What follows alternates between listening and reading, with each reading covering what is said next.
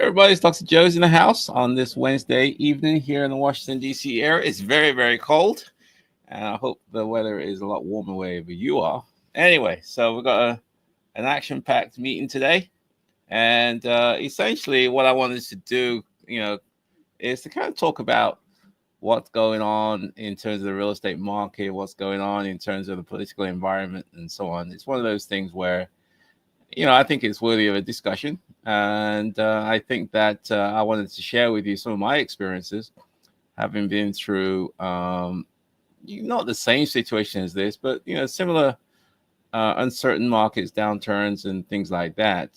In terms of my experiences, the good, the bad, the ugly, but more focused on what you or what we as investors can do to kind of protect ourselves and also make sure that we can survive the turbulent waters, but also to be able to thrive. Because whenever there are changes, there are also opportunities. And I envision there's going to be some opportunities during this uncertain times in the next few months, weeks, years, whatever it's going to be. So we'll see. This is not a political discussion. This is, the reality is that things are different. And there's a lot of uncertainty going on, and I think it's important that we see it for what it is and not bury our heads in the sand, and hopefully be able to seize some of the opportunities that will present itself during these times. Okay, so I call this today's session the 2025 real estate shift: what investors must do now to stay ahead of the curve. Before I get too far, let me just say that I had a fantastic time in Ghana. Just came back last week, but some of you may or may not know I'll be going to Trinidad and Tobago on Sunday. In fact, another vacation. This is for a carnival, and I'll be there for 3 weeks. So I'll be 3 weeks in Trinidad and Tobago in the Caribbean, and looking forward to that one. Looking forward to the carnivals over there, and exploring, traveling around, seeing some people, and enjoying the culture. This first time to Trinidad, and I've been to the Caribbean several times, but not to Trinidad. So I'm looking forward to that one, Trinidad and Tobago. Anyway, back to the task at hand. So the 2025 real estate shift: what investors must do now to stay ahead of the curve. Okay, so I suppose the issue is going to be, are you ready for the biggest real estate shakeup in years? The market is turbulent, and so the real estate market is undergoing, I think, some shifts.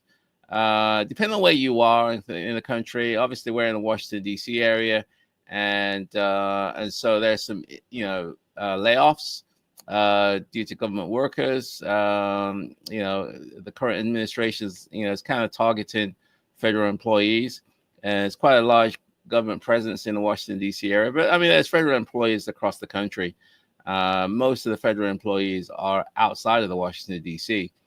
And I think 85% are outside, 15% are in the D.C. area. So it's going to affect across the country. And there are some policy changes. And there's some, obviously, job cuts. And I think we're talking about new tariffs. And who knows what's going on, but there's definitely economic uncertainty. I think that's fair to say, and as a result of that, I think it's what I've learned, because I've been through, I think, 6 or 7 real estate cycles, 6 or 7. So this is not my first rodeo in this thing. So I'm sharing with you from experience. It is what it is. Cycles come and go. We haven't had a downturn for a little while, so a lot of people are probably not used to it and trying to figure out what to do, how to prepare themselves. And but as the saying goes, this too shall pass. I think that's the saying. So it'll come back, and we'll be fine. And in fact, in some places, there's really minimal impact. But the reality is that some strategies may not work. And in this uncertainty environment, interest rates are rising. There's still a lack of affordability for a lot of people. Housing demand is shifting, and the real estate environment is evolving fast in front of our eyes. So really, those who fail to adapt risk losing out on lucrative deals, while those who are proactive and strategic will emerge as winners, in my opinion. So now is the time to to pivot, seize new opportunities, and really build a real estate portfolio that really thrives in this unpredictable environment that we're in. So in this live stream today, I'm going to explore some of the strategies that successful investors are using to navigate these changes. It's not scare tactics. It's not burying your head in the sand. It is that there are economic, political, social, headwinds at play here, and so I think it's important to learn the lessons learned, the good, the bad, the ugly. And so I'll try and break it down so that new, intermediate, and seasoned investors hopefully can implement approaches to avoid common mistakes and pitfalls and really position ourselves, yourselves, for long-term success. Okay, so that's the goal for today. So hopefully, as usual, if you got some questions, please put them in the chat box and I'll get to them in about 15, 20 minutes. And if you want to book a one-on-one with me, I've had two good one-on-one sessions this week. I asked Dr. Joe. Really, really good sessions. So if you've got an issue, a question, a challenge that you're facing, anything to do with real estate, feel free to book a one-on-one with me, and we'll do a deep dive into your situation. Hopefully I can provide you with my thoughts based on 35 plus years of experience.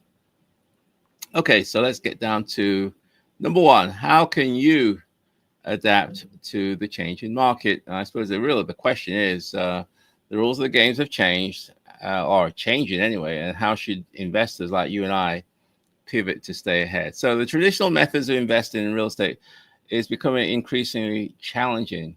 Interest rates are rising. Property values are still high. We don't know where they're going to go. And, there's a lot of unpredictable policy changes taking place, whether it be tariffs, whether it be,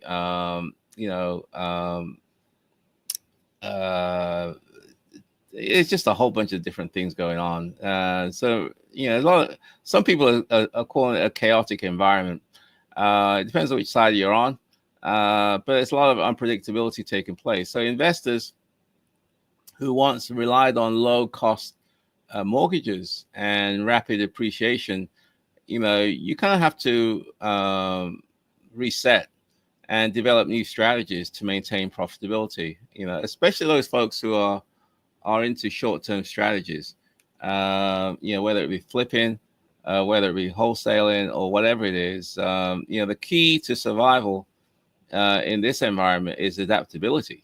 Your ability to change, knowing when to pivot, and how to structure deals creatively to ensure steady cash flow and long-term success.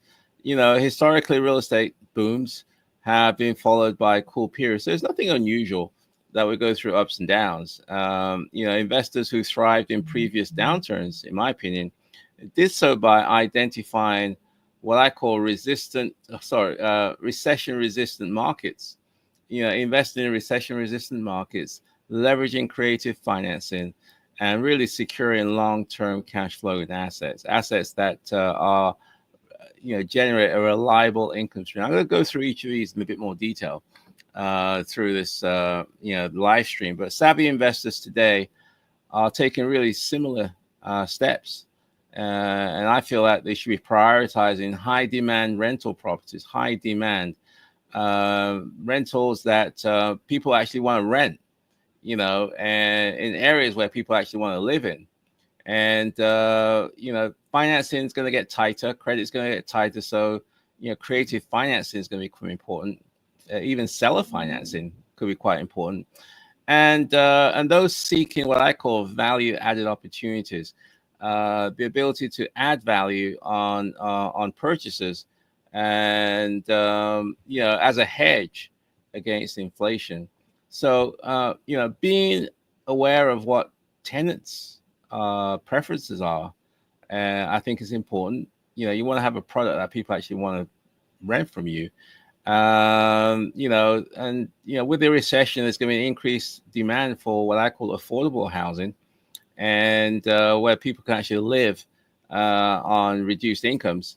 And so obviously, if you may want to consider pivoting that way as well, as opposed compared to the higher end, and so on. So another crucial factor is financial preparedness.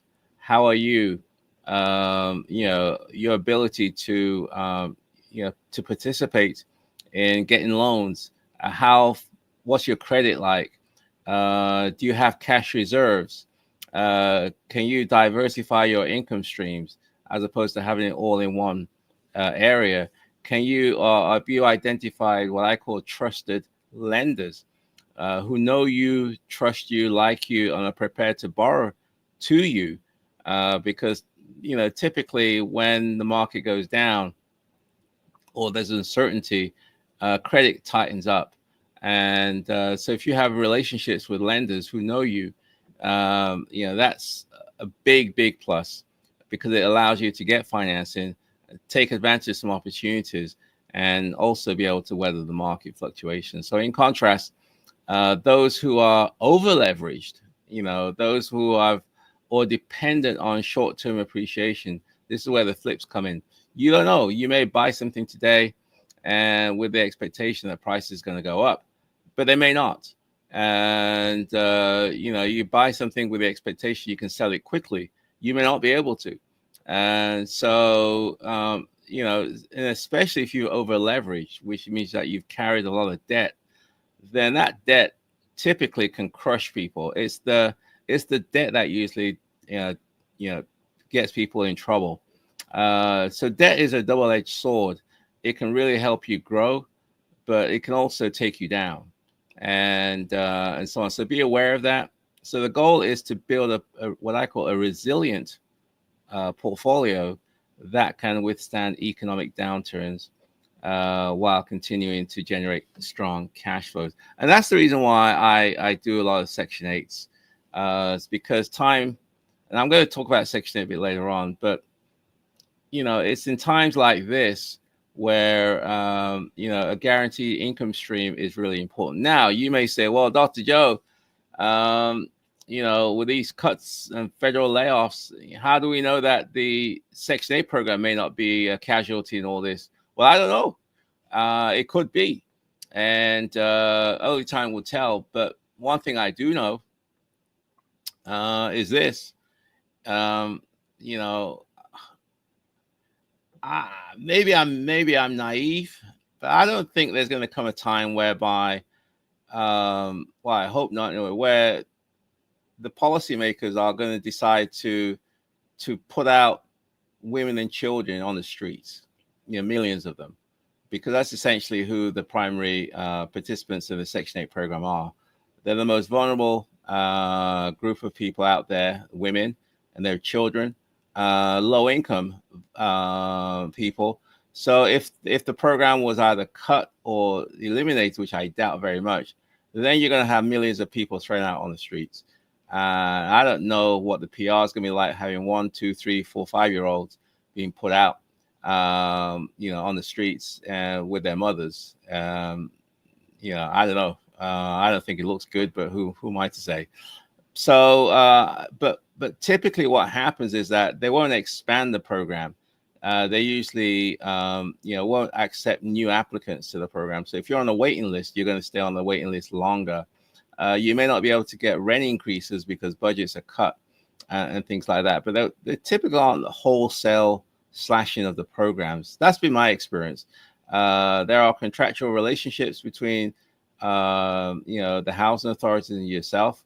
There are contractual relationships on the rents that you're supposed to receive from them. So whether they will just, stop that, I don't know. But again, we don't know.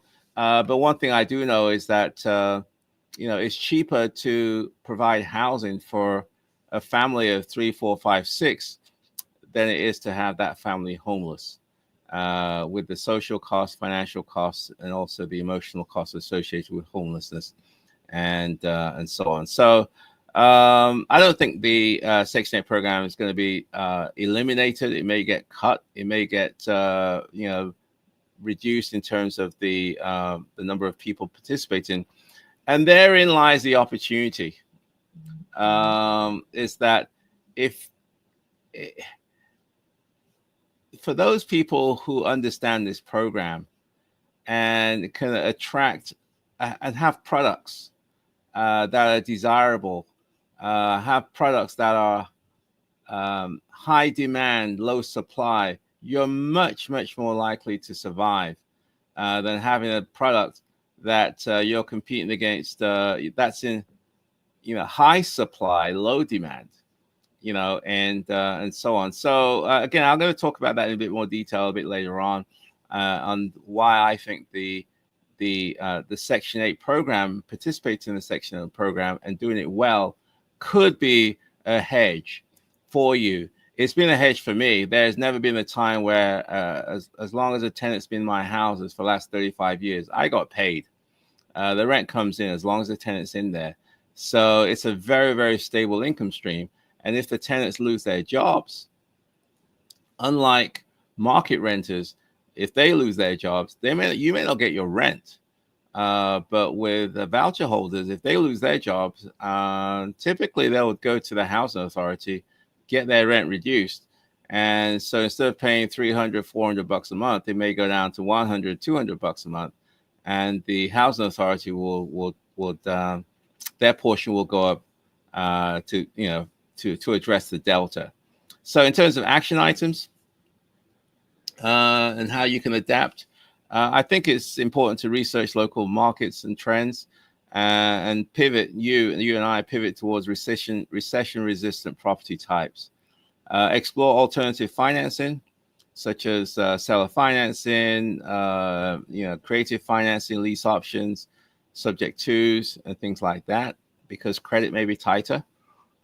Strengthen relationship with lenders who specialize in investor-friendly loans. So these are some of the action items you could do there. So let's keep going to number 2. I got 6 today. 6 major parts to this live stream. So number 2 is how can you identify the best markets for investments? How can you identify the best markets for investments in these sort of uncertain times? I suppose the question is, what factors determine the most resilient and profitable real estate markets? What are some of the characteristics of more resilient and profitable real estate markets? As the saying goes, not all real estate markets, will experience the same impact from economic changes. They don't. Some cities and neighborhoods will remain very strong due to job growth, infrastructure improvements, population increases, while others will probably suffer from declining demand. Smart investors like you and I must focus on areas that offer long-term stability and high rental demand. Long-term stability. There's population movement. Jobs are coming in. People want to obviously go to where the jobs are, and as a result of that, there's going to be high rental demand. So past downturns have shown that cities with and areas with diverse economies and strong rental demand are usually the most resilient. So let me just say it again. Cities with diverse economies, they're not reliant on just one industry, one company, but they spread their employment base over a large number of employers and so on. And there's a strong rental demand, i.e. there's more demand than there is supply. They tend to be a lot more resilient. And so investors who successfully weather previous shifts, in my opinion, pay very close attention to things like migration trends, people moving in, moving out, employment hubs, and affordability indices before making purchases. So, you don't want to just buy stuff for the sake of buying, but you want to do some analysis, do some research to make sure that the area that you're investing in, offers long-term, stability and high rental demand, and so on. So The key is to find locations where demand for housing will remain strong regardless of economic fluctuations. Find locations where demand for housing, i.e., there's a shortage of affordable housing. That's where you want to focus on, because that there's more demand than there is supply. Another important factor is government policy changes, things like zoning, tax incentives, and regulations, rental regulations. These things are going to impact your ability to do business. And some cities, for example, are trying to encourage housing development, while others are tightening rent control laws, and which is going to impact landlord profitability. So, understanding these policies will allow you, I think, to make informed decisions on where to invest, because where you invest is critical to your success. You don't want to be in a market whereby you bought a place, you fix it up, you put it out for rent, and nobody is interested because there's no jobs there and people have moved on somewhere else. And then you're gonna have to start doing some stupid stuff like free toasters for people to apply, and having no, I don't know, no security deposits and all these sort of shenanigans to entice people to come. Anyway, what are some of the action items associated with how can you identify best markets? Analyze migration trends and target cities with growing populations. Focus on markets with strong employment growth and diverse industries, and also consider suburban and secondary markets where affordability still remains high. So that's number two. Let's get to number three. How can you finance deals in a high rate environment? I wanted to talk about money. How are you going to operate? How can you get your deals funded during these uncertain times where interest rates may go higher? I suppose the question is, what are the best financing strategies when interest rates are high? What are the best financing strategies when interest rates are high? So interest rates, are, well, historically, I mean, they're around 7% or, plus or minus. Historically, that's not been too bad. It's just that we've been used to, 2-3% financing, 4% financing, which is very low historically. And I think a lot of us are spoiled. But what happened a few years ago, especially during the COVID times. So interest rates are climbing. The impact is that it's going to make your traditional financing more expensive. The cost of money is higher. And because the cost of money is higher, it's going to limit your cash flow potential, i.e., it's going to be harder to cash flow. So investors must be willing to explore alternative financing in order to maintain momentum. So successful investors in the past, high rate environments have secured deals through things like private lenders, developing third-party relationships, subject to where they're taking over assumable loans, and also seller financing, trying to find the seller to actually fund the deal for you. So, they're all creative terms, and, things like interest-only payments, or maybe instead of a 30-year amortization, maybe go 40 years amortization to keep the payments manageable. So the ability to adapt financing strategies to current conditions will determine who thrives and who struggles, because access to financing is the absolute key to your success during a downturn. As I mentioned earlier on, the credit markets tighten up, and they become more selective on who they rent or who they borrow their money to, which means that you're going to be required to be strong, and there'll be some more documentation requirements from you before they decide to fund your deal. So what are some of the action items? Utilize private lenders and hard money lenders for short-term acquisitions. Consider partnerships, credit partners, or joint ventures to spread financial risk, and also seek out seller finance deals with flexible terms. So number 3 is done. So again, we're going to go to Q&A shortly. If you got some questions, please put them in the chat box, and I'll get to them in about 10 minutes.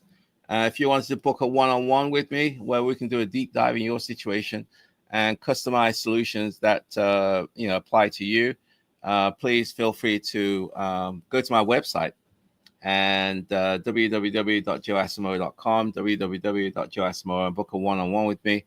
And I said I had 2 this week so far, and they've I'm sorry. They've been fantastic. Trying to get over my jet lag. Oh my God, it's taken me a lot longer this time. Okay, so let's get down to number 4, which is how can you leverage Section 8 and other government-backed programs? Okay, so I suppose the question is, how can investors benefit from government-backed rental assistance programs? The rental assistance program, especially the housing choice voucher program, aka Section 8, is the cornerstone to what I do, and it's really been very, very instrumental in my ability to survive all these ups and downs over the last 35 years. So it's definitely a hedge. It's definitely something which I would strongly recommend investors, including yourself on this call, to at least consider, understanding it and then making the decision whether you want to participate or not. So government-backed programs, rental programs such as Section 8, really do provide a stable income stream for landlords, even in uncertain times. It's every month that money is coming to your account. You don't have to do anything. As long as the tenant's in your house, you're going to get paid. And, it doesn't really matter as long as they're in your house and they have a voucher and so on. So understanding how to effectively participate in the Section 8 programs can provide you with a significant advantage, because most people don't understand the Section 8 program. They think that it's just it's a complete waste of time. It's for people who, low lives and, bottom dredgers or whatever they are. I mean, there's a lot of misconception about this program. But for those people who've taken the time to understand it, it is a fantastic program. I love it. Experienced investors have learned that while Section 8, tenants come with bureaucratic challenges, because there is a bureaucracy associated with this program, both at the federal level and also at the local level. You're going to have to go through hoops. You're going to have to develop some relationships. There are some challenges. You're dealing with bureaucracy. So, but the flip side is that if your rent is guaranteed, and voucher holders tend to stay a lot longer. My longest tenant, as I think I've told you, is 28 years. 28 years. That would be completely unheard of if I was renting to market renters. So what are some of the action items? Let's have a look. Action items would be things like learn the requirements and benefits of Section 8 program in your target area. Develop relationships with local housing authorities so you can streamline your approvals. They know you, you know them, you know what to expect, and they know, if you do your part, this is what's going to come out of it. So now's the time to develop relationships with local housing authorities, and also invest in well-maintained properties to attract what I call high-quality tenants. So about 7:30. So I got about 5 more minutes. Let me see if I can wrap this up. So I suppose number 5 is how can you protect your investments during these economic uncertainty?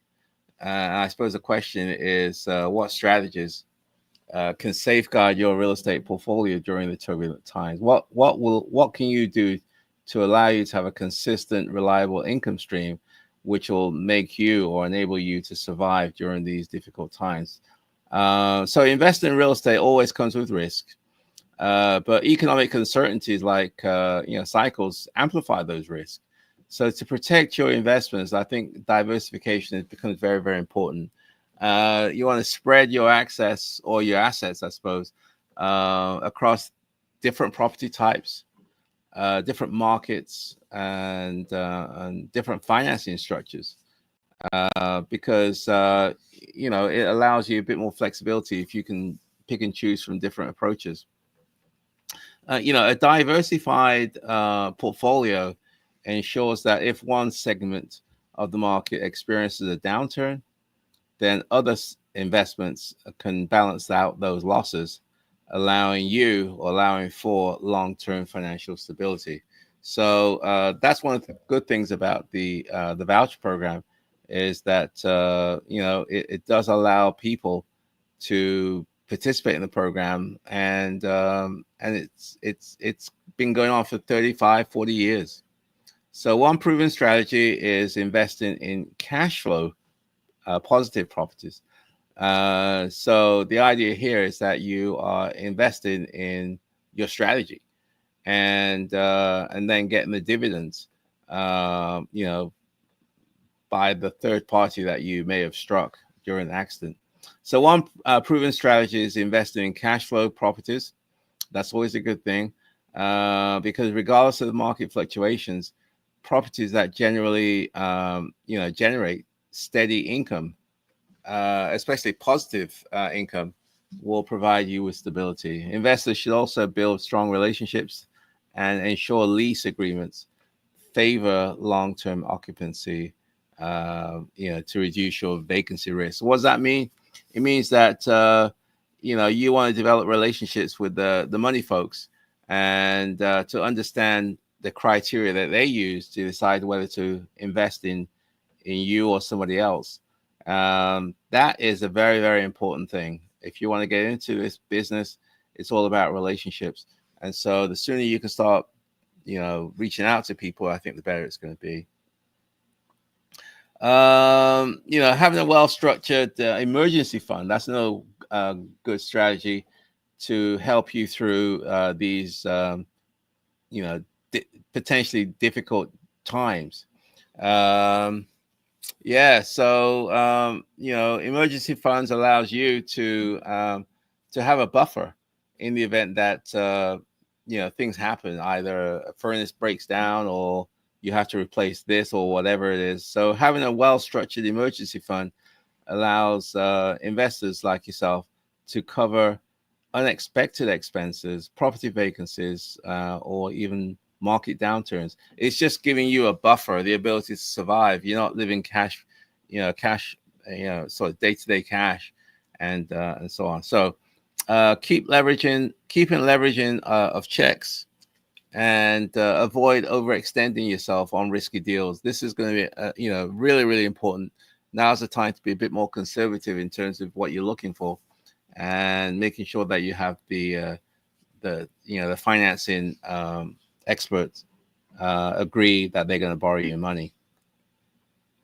Okay, action items. Prioritize cash flow properties, and now is the time to go after properties that are cash flowing on day one. Strengthen your tenant relationship strategies to minimize turnover risk. Yeah, I mean, I'm that's something which I'm focused on right now, is making sure my tenants have a good experience, and make sure they're happy. And it works. I'm getting feedback that they're very pleased with the house, me, and so on.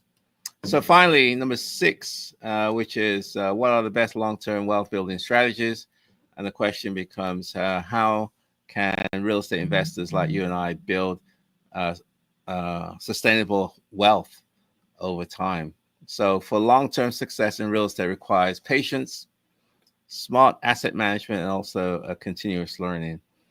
Successful investors focus on appreciating markets where properties tend to appreciate in value over time, reinvest in profits, and also leveraging tax advantage strategies such as 1031 exchanges. So the idea here is that if you're going to invest in music, there's a dark side to this industry where people get ripped off and being taken advantage of, and hopefully that will not be your situation. So another example of strategy is leveraging compound growth. Investors who invest in rental income into acquiring additional properties can increase or create a snowball effect.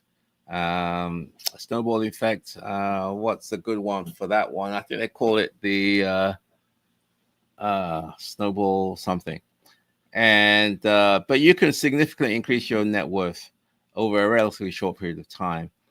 This requires absolute discipline, um, and this is not a joke. This is serious stuff. And so if you're not serious, then I would suggest that you don't go there. But if you are serious, it can really help you grow your business. So additionally, focus on properties with strong appreciation potential in emerging markets can also have significant capital gain as well. So risk management is also a crucial long-term wealth building strategy. Having a solid property management system or strategy, maintaining reserves for the unexpected costs, and regularly evaluating portfolio performance. These are things to be continuously watching as you decide which market you want to zero in on, and so on. So, action items associated with what are the best long-term building strategies. I just put a couple here. One is receive rental income into additional properties so they scale growth. Reinvest rental income so you get income into a field where they're eaten. I don't know about that one. Seems pretty harsh to me. Utilize tax strategies to minimize liabilities and maximize gains. Yes, I think I've talked about that. And continuously educate yourself on evolving markets, which is what we're in, and also opportunities. So let's just wrap this up today with a conclusion. And the conclusion is the real estate landscape is rapidly evolving, presenting both risks and opportunities. So investors who understand these shifts can take proactive steps that will position themselves for long-term success, while those who cling to old strategies, well, this is the way it's always been, hey, old strategies may struggle to keep up. So by adapting to market changes, identifying resilient investment locations, exploring creative financing options, and leveraging government-backed programs, if you take care of all those things, the key takeaway is that change is inevitable. Okay, you can't bury your head in the sand. It is what it is. But those who prepare for it are more likely to come out on top.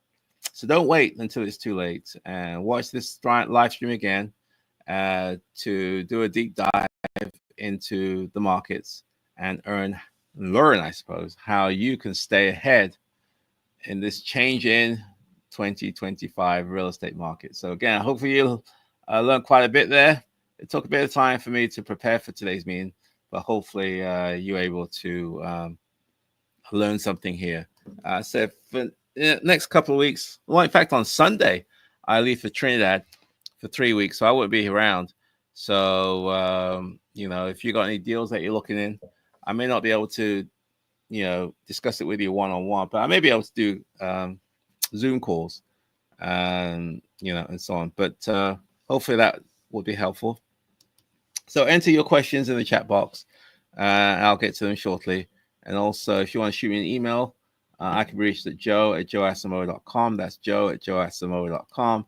And also to book a one-on-one meeting with me, which I really, really strongly advise you consider.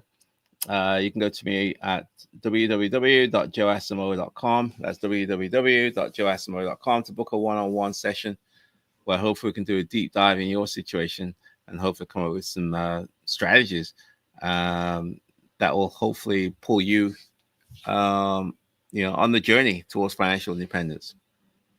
So, my friends, I think that's it, really. So I do have a course, tenant screening playbook. So if you're interested in learning how to screen for tenants, select tenants, do complete, background searches and so on, then you may want to consider buying the course, tenant screening playbook, the tenant screening playbook. You can get that from what's it? Anyway, one of these online platforms. So, my friends, that is it for today. Hopefully, that was helpful. And I'm going to go to these comments. There's a lot of comments out here. Let's start off with let's have a look. What do we have here?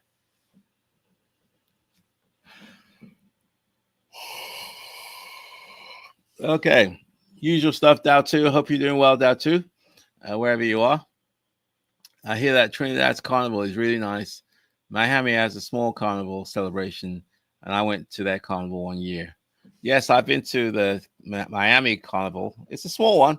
They have quite a few carnivals scattered around the U.S. They have one in Baltimore. They have one in. They used to have one in Washington D.C. They have one in New York. It's just fun, time to kind of let your hair down and just chill. So, have you ever rented to a non-English speaking tenant? If so, did you have your lease translated into a new language? Oh my God, in a new lease, in a language that the tenant could read, that you do not speak for yourself. I've never rented to somebody who can't speak English or can't understand English. So that's the first question. Um, would I have somebody interpret my or translate my lease? Maybe, maybe not. It's risky because if they don't do the conversion properly, your lease could be saying something which is completely opposite to what you thought it would be. So just be aware. I'm not saying don't do it, but just be cautious.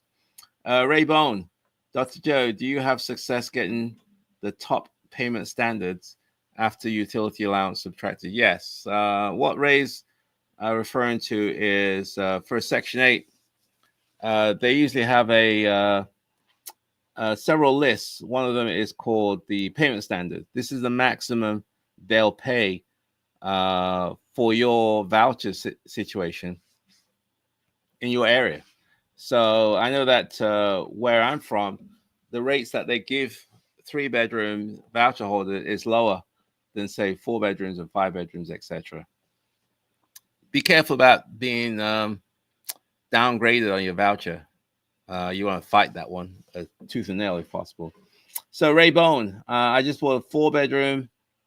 I just bought 4-bedroom house that an investor already rehabbed. They had a hard time selling it, and I was able to get it for $50K under comparables. The goal is to have a voucher holder and profit $450. Okay, that sounds reasonable, Ray. Sounds like you may have got somebody to to take care of that animal that was kind of in your way. So I'm glad that you're able to get that resolved. And hopefully, if you have some other questions, feel free to let me know. Ms. Els Davis, did you say that rates may go higher? I don't know where rates are going to go. All I know is that it's high now, especially compared to 2-3% a few years back. Yeah, it could go up. But then again, it could go down. And hopefully, I'll get some knowledge from some of the folks down at the Housing Authority to give me an idea where things stand. Lauren, how do I get a copy of your Section 8 tenant screener and toolkit? I have a course. Probably what you should do is shoot me an email, or you can go to the website, I suppose. It's called Tenant Screening Playbook. Tenant Screening Playbook. It's on the screen. www.screeningplaybook.com. That's www.screeningplaybook.com. And it's a great program. I'm not trying to sell it to you. It's for those people who, want to pull the trigger and make it happen and get deals done. It's all about that, getting a deal, as opposed to just learning how to change drywall or whatever. Lauren, so shoot me an email, joe@joeasimo.com, joe@joeasimo.com, and let me know what it is I can assist you with, and I'll be more than happy to do that. So again, it's joe@joeasimoah, ASAMOAH, joe@joeasimo.com, and joe@joeasimo.com. There you go. And we'll do the best that I can anyway to make it going. Okay, let's have a look. Comments. So we've just done Miss Ayla. We've done Ray Bone. Dr. Joe, have you gotten success receiving higher than the payment standards after the utility allowances accounted for?